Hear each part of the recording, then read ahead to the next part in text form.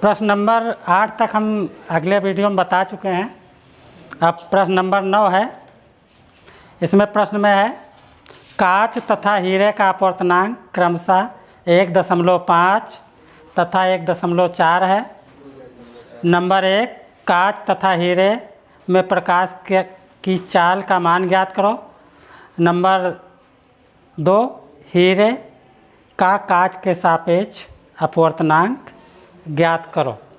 तो ये 2 प्रश्न बताना है, तीसरा तो लिखने वाला है। तो ये 2 आपको क्वेश्चन हल करवा देते हैं। पहला इसमें 2 पार्ट है, पहला और दूसरा। तो प्रश्न नोट करिए। कांच तथा हीरे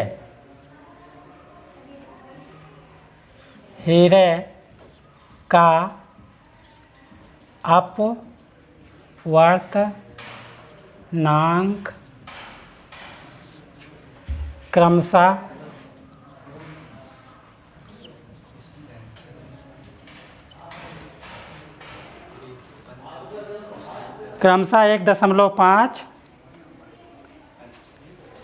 1.5 तथा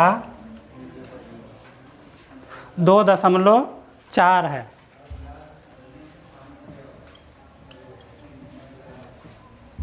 नंबर 1, कांच तथा हीरे में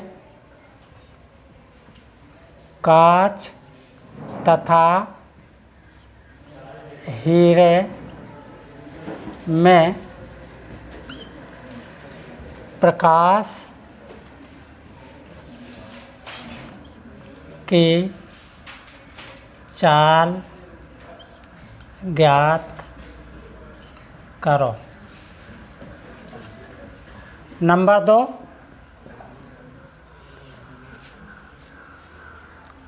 हीरे का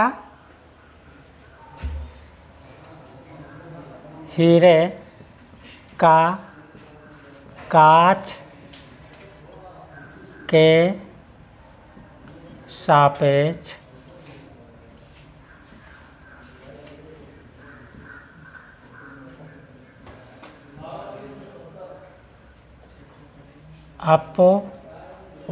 अपवर्तनांक ज्ञात करो।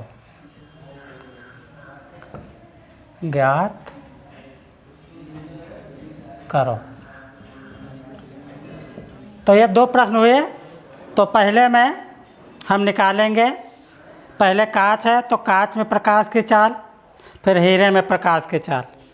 तो आपको फार्मूला अगले बार बताया था जो ऊपर लगवाए हैं सवाल नंबर 7 में, जो n बराबर c/b। तो पहला पार्ट है कांच में प्रकाश की चाल। कांच में प्रकाश की चाल, क्योंकि 2 इसमें भी क्वेश्चन बनेंगे। तो इसमें इसके लिए लिखेंगे फार्मूला n बराबर c/b, जो हो गया n बराबर c/b। तो अपवर्तनांक दिया है, पहले कांच का है तो कांच में 1.5 है। c का मान होता है 3 × 10⁸। तो पहले का अपवर्तनांक 1.5, c का मान 3 × 10⁸ तो इसको क्रॉस मल्टीप्लाई करेंगे तो 1.5 v = 3 × 10⁸। v = 3 × 10⁸/1.5। 0 बढ़ा के पॉइंट हटा दिया तो ये कट गया, 15 × 2। तो v बराबर आ गया 2 × 10⁸ मीटर/सेकंड। और इसके बाद हीरे में प्रकाश की चाल। हीरे में प्रकाश की चाल, इसमें भी यही फार्मूला लगेगा n बराबर C/V। n का मान 2.4 दिया गया है, C का मान 3 × 10⁸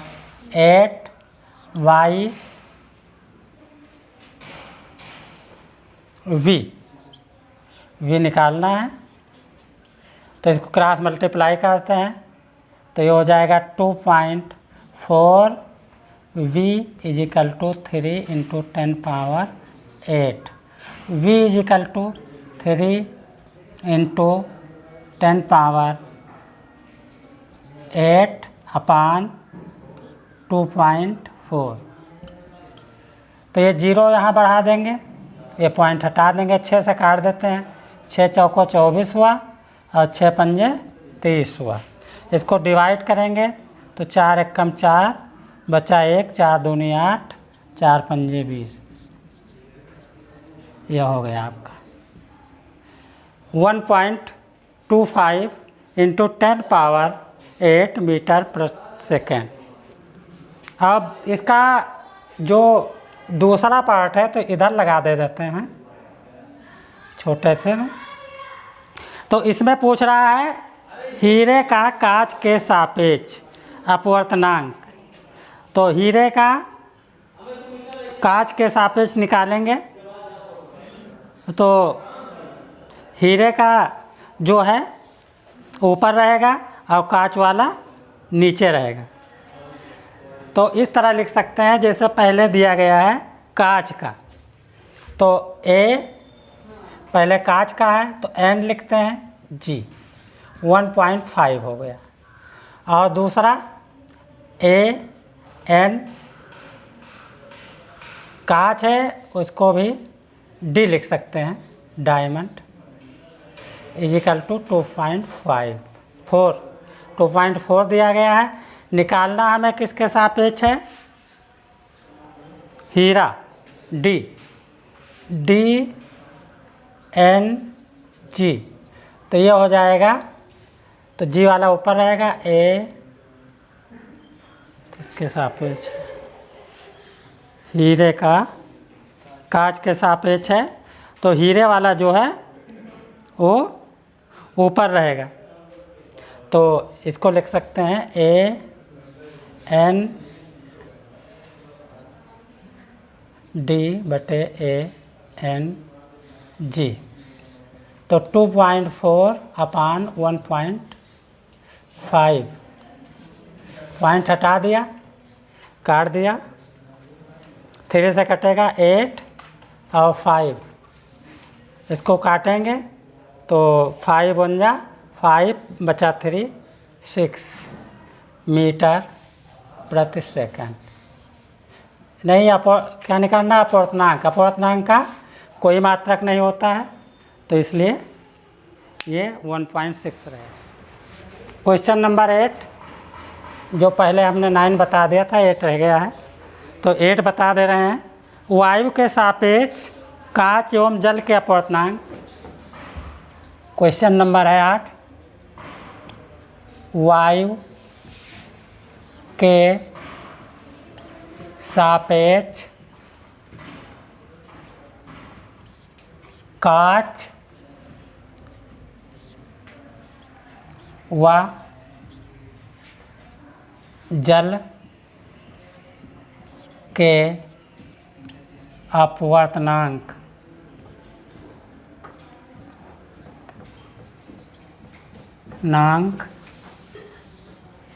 कांच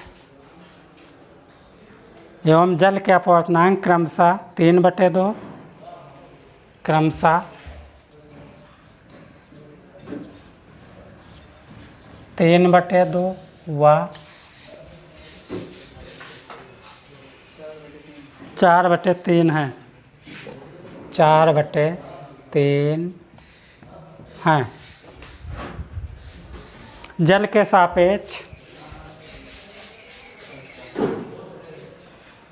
सापेक्ष कांच का अपवर्तनांक ज्ञात करो।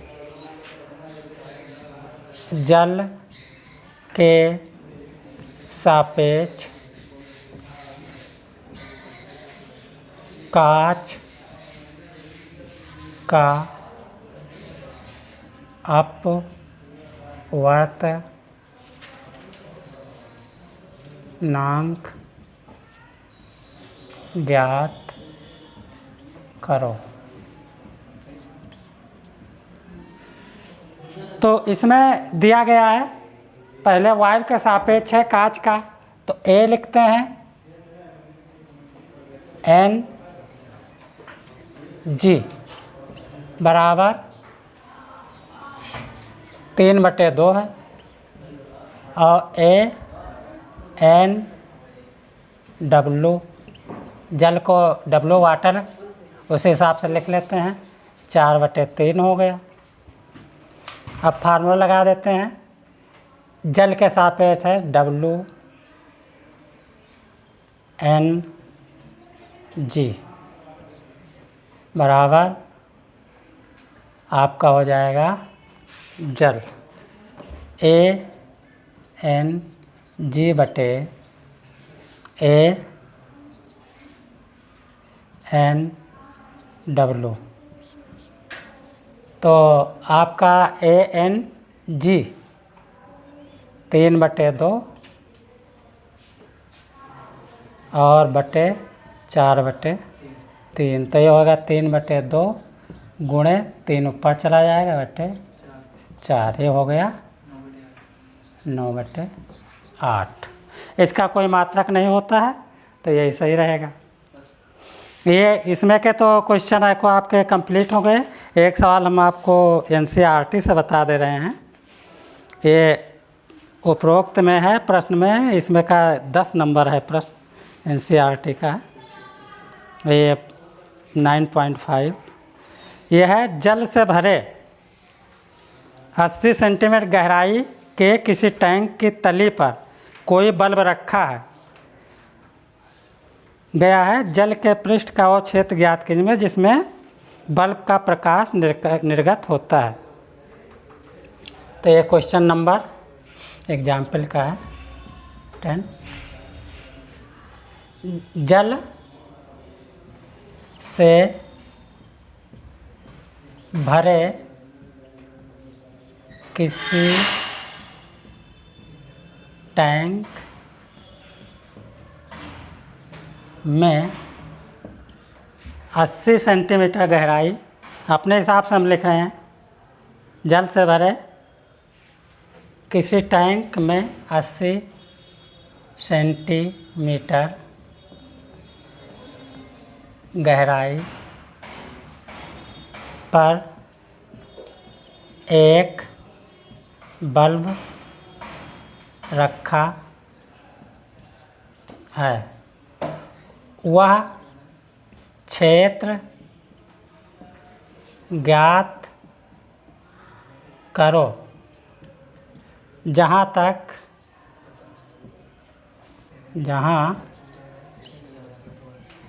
तक बल्ब प्रकाश कर सकता है।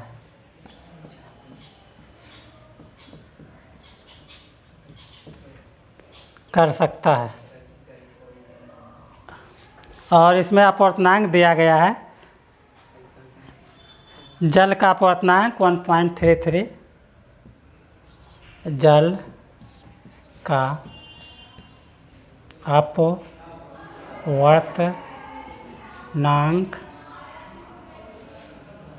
1.33।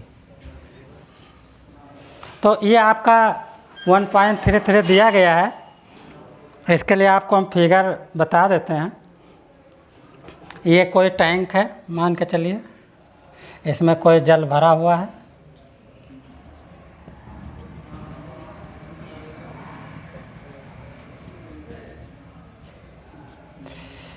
यहाँ पर ये आपका मान के चलिए यहाँ पर कोई एक बल्ब है, और ये आपका क्षेत्र आएगा जहाँ तक इसकी रोशनी अगर टार्च मारते हैं तो ऐसे रोशनी जो है फैलती जाती।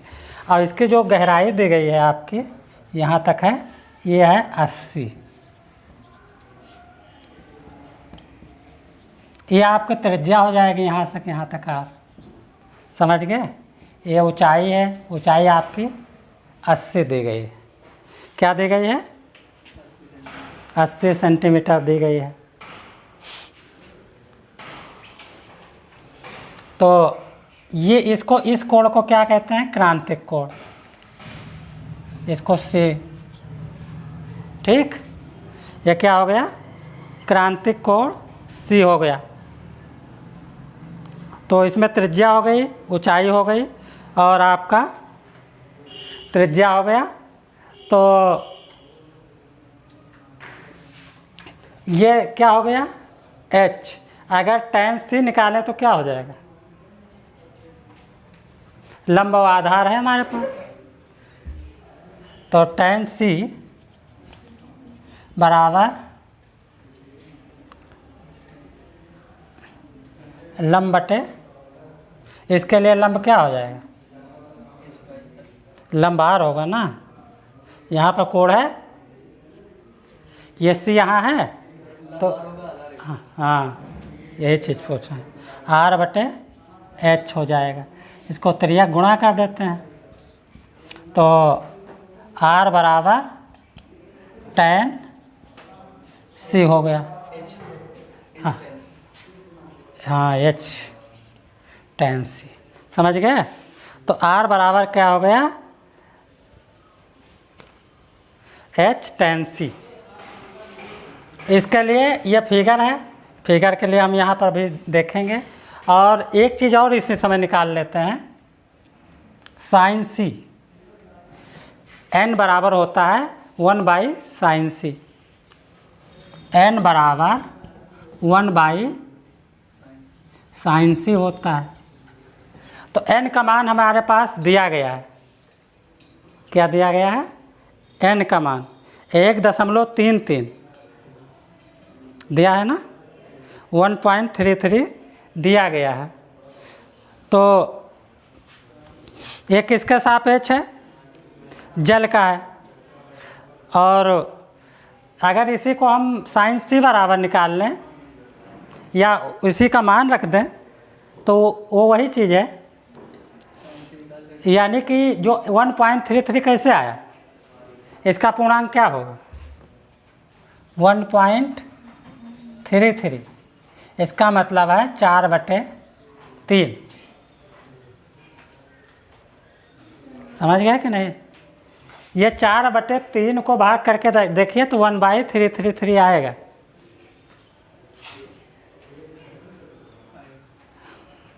समझ गए?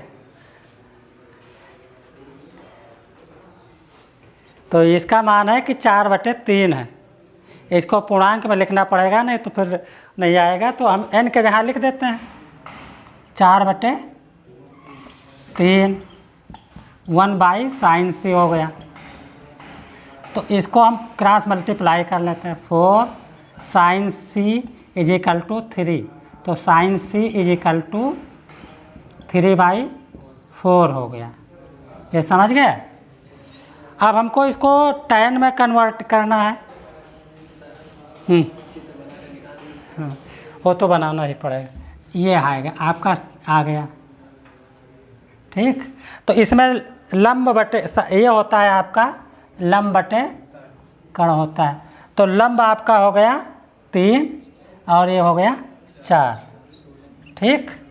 लंब बटे कण हो गया, ऐसे लिख दीजिए। और इसका निकालेंगे आधार, ये बराबर कण स्क्वायर माइनस लंब स्क्वायर। तो ए बराबर हो जाएगा k का 4 का स्क्वायर माइनस 3 का स्क्वायर, 4 चौक 16 माइनस 9 = √7। तो ये हो गया √7 हो गया। तो आपका ये h tan c r त्रिज्या निकल आई ना।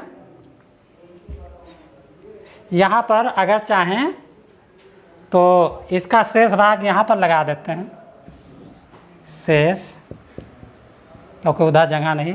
तो r बराबर क्या है? h tan c है। तो h का मान कितना है? 80। और tan c का मान अभी यहाँ पर निकाला है। tan c का होता है अगर यहाँ लिखना चाहें तो लिख सकते हैं tan c बराबर लम्ब L/A, तो लम्ब हो गया 3/√7। तो इसका क्या हो जाएगा 3/√7। ठीक। अब हमको क्षेत्रफल निकालना है, तो क्षेत्रफल एक गोलाकार है, पूरा गोल निकलेगा, तो वृत्ताकार भाग होगा, तो इसका क्षेत्रफल निकाल लेंगे। तो A हो जाएगा πr²। पाई का मान 3.14 लिख सकते हैं, और इसका मान 80 है, इसी को 2 बार लिखते हैं, 80 × 3, फिर 80 × 3, इसका 7 का हो जाएगा 7। ठीक है, 80 × 3, इसमें वैसे 80 सेंटीमीटर दिया गया है, हमने क्या लिखा है सेंटीमीटर ही है, तो अगर हम इसको मीटर बनाना चाहें तो पॉइंट लगा सकते हैं, और नहीं तो आंसर किस में आएगा सेंटीमीटर में।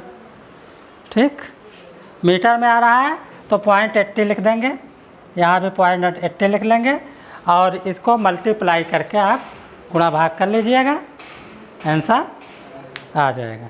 आंसर वैसे आ रहा है इसमें जो 2.58 मीटर स्क्वायर, 2.58 मीटर स्क्वायर। समझ गए? तो ये आपका लेसन कंप्लीट हुआ। अगले टर्न में हम आपको दूसरा लेसन शुरू करेंगे, प्रकाश का गोलीय पृष्ठों पर अपवर्तन।